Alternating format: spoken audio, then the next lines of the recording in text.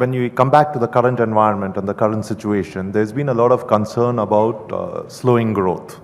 The fact that growth was 5% in the previous quarter, in 2 quarters back, and then last quarter it was 4.5%. At the conference to announce the 4.5% results, Finance Ministry officials said that they see a bottoming out and that things will get better from here on. Is that what you're seeing? Do you think that the economy has bottomed out and we are beginning to see a recovery, or do you think there's still some time to go before we start seeing a recovery? I like to believe that, and I like to believe that that's true of some sectors in specific. But in some other sectors, maybe they would want some more help. So I don't want that to lead to me lead me to a state of lull. I'll certainly not get influenced by that. If it happens, so be it, and I'll be happy for it. But I think my attention will be only on making sure more is done towards greater stimulus.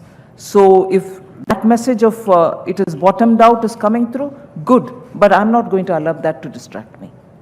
In Parliament, in your speech in the Rajya Sabha, you spoke about 32 measures that you would actually put in place to ensure that some of these things are addressed. Will there be more? Because especially after this 4.5% came out, there has been a significant demand from industry, from analysts, that right now the only way out seems to be a very strong fiscal push, a very strong fiscal stimulus.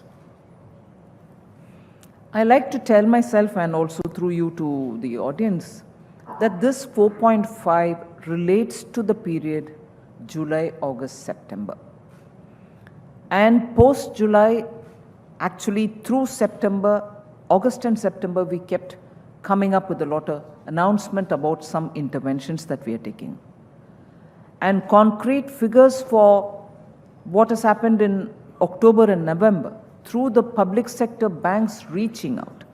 And I don't want to underplay the role of the private banks also. They enthusiastically on their own joined this outreach which we had designed for the public sector banks.